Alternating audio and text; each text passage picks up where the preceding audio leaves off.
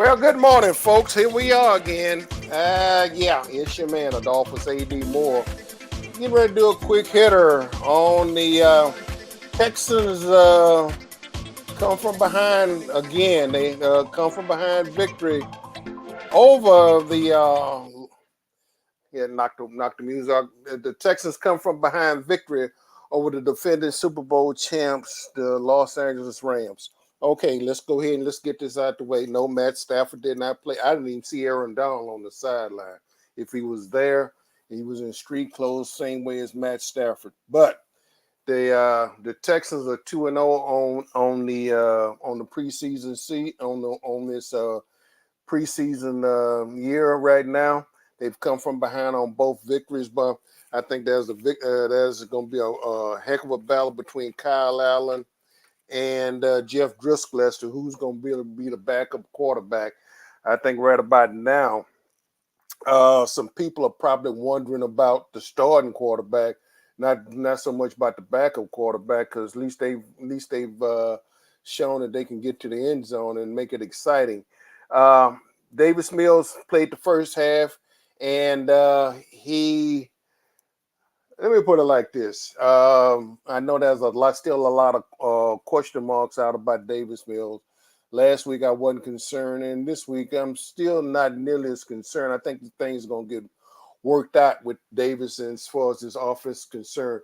It took him all the way to right at to the end of the second quarter, the end of the half, to get to finally get on the scoreboard. Pedestrian numbers. I'm not going to get into the numbers. He threw a prayer up in the end zone, and Nico Collins brought it down. He brought the ball down and answered, and that was the best of what Davis Mills had to show for it. And as we get ready to go to my man Elwin Henderson, who is in Inglewood, California. Yeah, hey Elwin, can you hear me? Yes, I can, buddy. Okay, hey. Number one, your reactions. I know you just got through? You back. You look like you're walking up in the press box in Yeah, there. So got back up to the press box. you got back up to the press. I'm glad you're not. I'm glad you're in shape, man. Ran all the way from down to the bottom to the top, man. That's pretty good. Yeah, yeah. Exercise, man. Exercise. Okay, hey, Physical. I started to open up everything. I obviously know the Texans won 24-20. Davis Mills had, and this is nothing to write home about. The backup quarterback supplied all the energy tonight, and I know folks are probably saying, okay, this is not the way we want to see it between Jeff Driscoll and Kyle Allen.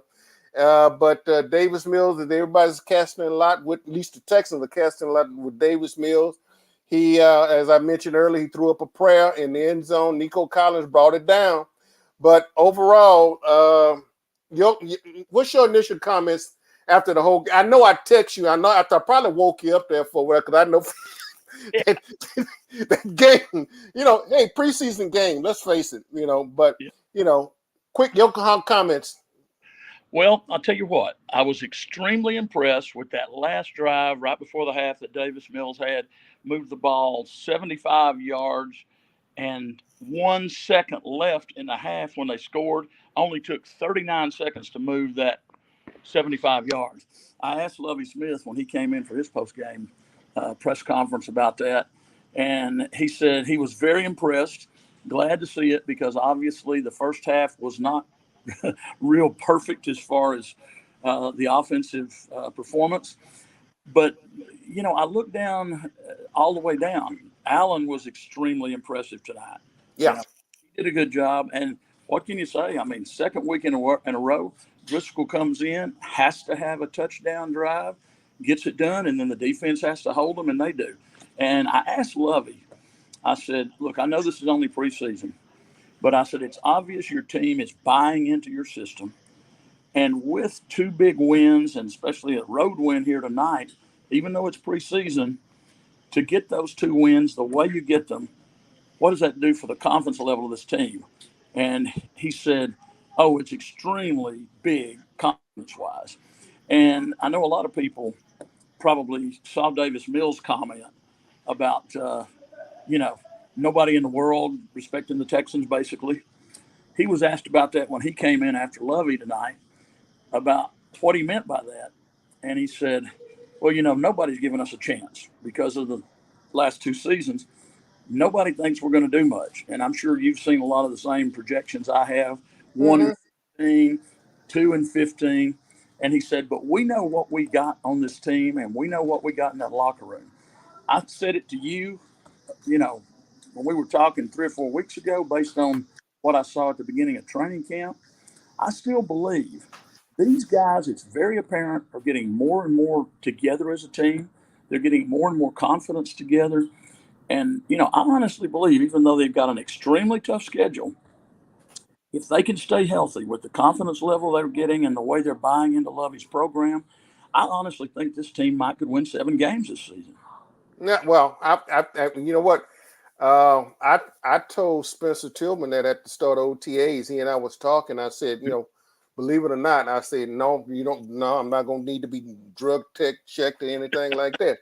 I think I said 7, but I said realistically, I said this team can win 8 games. I I think they say with under the right circumstances, because let's face it, the NFL from week to week, and here's the thing. Injuries. Nobody knows from week to week who's going to be lining up.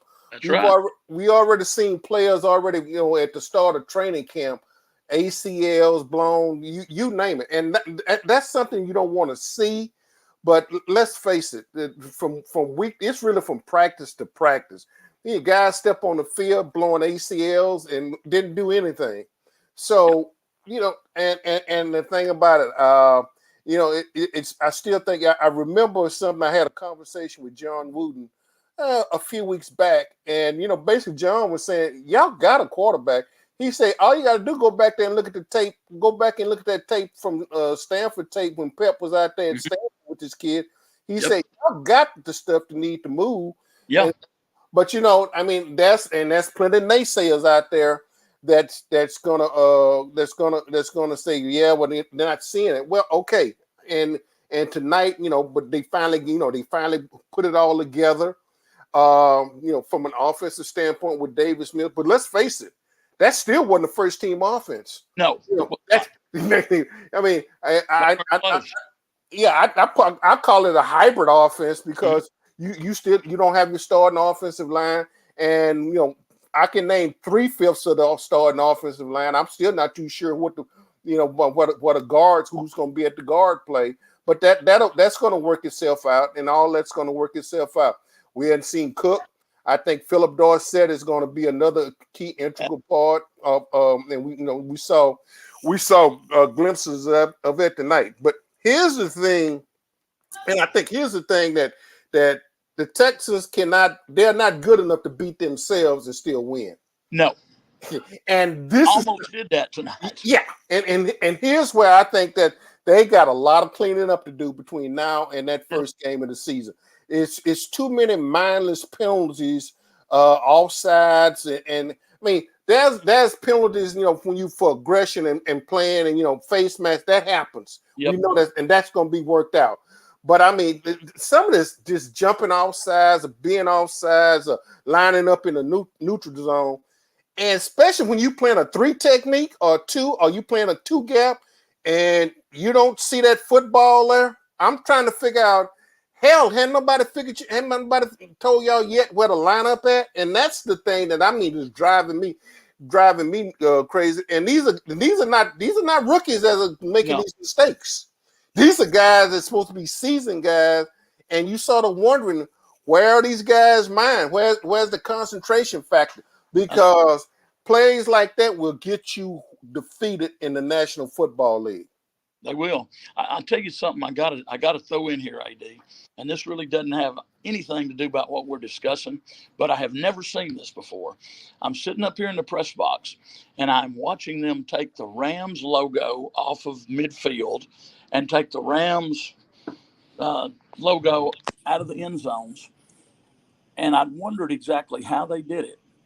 It looks like they have probably hydrogen peroxide in big pumps and they're going up and down, and it turns purple at first, and they keep going over it until they get all of it out in the green, because obviously they've got to get this out tonight, because the Right. Cowboys and the Chargers are playing back at this same SoFi Stadium tomorrow night. So I've never seen that before, and it's really cool to watch.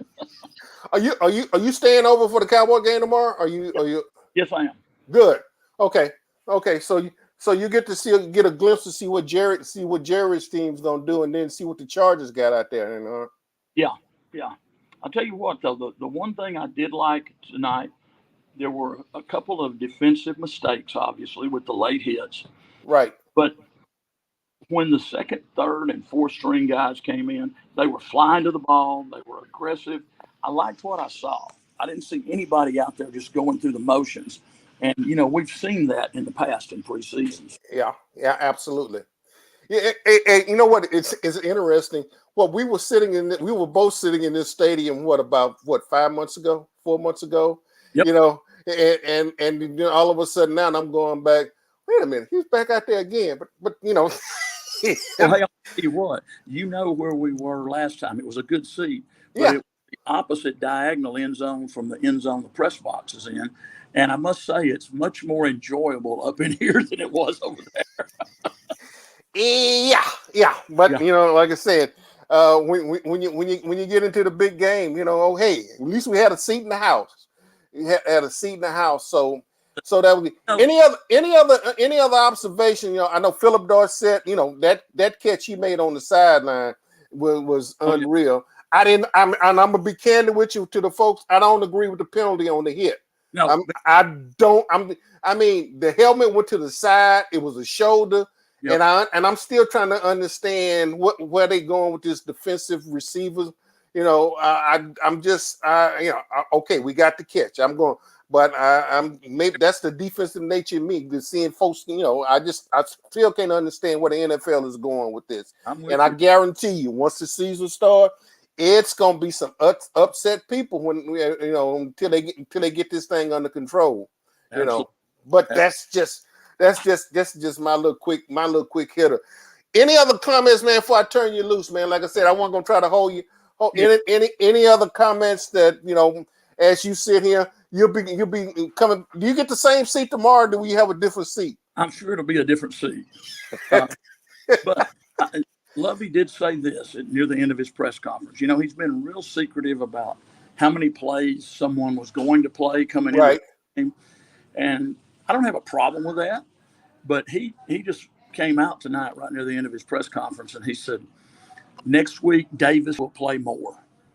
So I'm anticipating, honestly, through the third quarter. And he did say that, a lot of the starters are going to be back. And obviously, with this 3-game preseason that we had last year and again this year, instead of 4 games, they have got to see what they've got in the third and fourth wave to make a determination on who to cut. So I understand why not many starters are going. But the only other observation I was extremely surprised to see that Sean McVay did not even suit up Aaron Donald. He did not suit up Matthew Stafford. He didn't suit up Bobby Wagner. Those guys haven't played a play any at all. And you kind of wonder, you know what they can do, but you got to get in some game action. You got to kind of wonder what's that going to do to the Rams starting this season. Not that we really care about the Rams, but it was very interesting to observe what was going down. I made this comment to you on more than one occasion. I think that the NFL, as we know it, and then with the minimum number of games that they play in preseason, we won't start seeing the real NFL till the end of September. Oh no! I mean, I think you're going to see a lot of soft tissue injuries. A lot of just a lot of pulls and all nagging pulls. Hopefully not. It doesn't cause some people to be out for an extended period of time. But yeah, honestly, like I said, I just think we're not going to see the true end. It'll be 1st of September. Okay, it'll be time. I think everybody be in game shape, game ready to go, and that's just it. But hey, man, enjoy yourself out there. Tell Jerry I said hello. Tell him we're looking forward to seeing him in December, and hopefully I get a chance to come through Gilman, stop at Dot at Dot's Hot Link on the way. Hey, man, you need to. Yeah, I will. And Hey, man. I will see you Thursday night. You will be. Yes, that's hey. I'm like I said. I'm coming off. I'm coming off the list. Everything is working well. So that's my anticipation of seeing you Thursday night, bro. And in the meantime, I appreciate it. Take care and go ahead and just be careful out there in Inglewood, man. You Will know, do. yeah. Tell Snoop Dogg. Tell Snoop Dogg them I say hello, man. I'll do it. Okay, man. Take care. Yeah, that's it, folks. And so you know what? I'm gonna say good morning to y'all.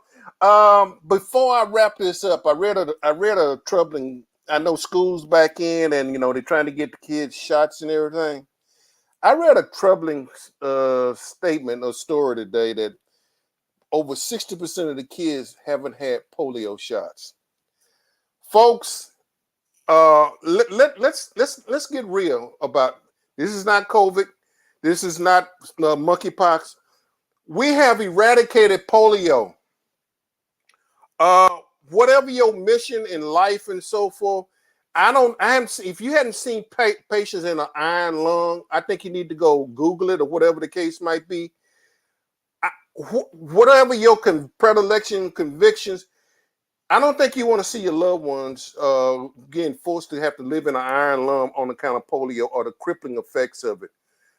Polio has been eradicated. It's a lot of these diseases, and I know everybody is, and got their new wave nuance or whatever.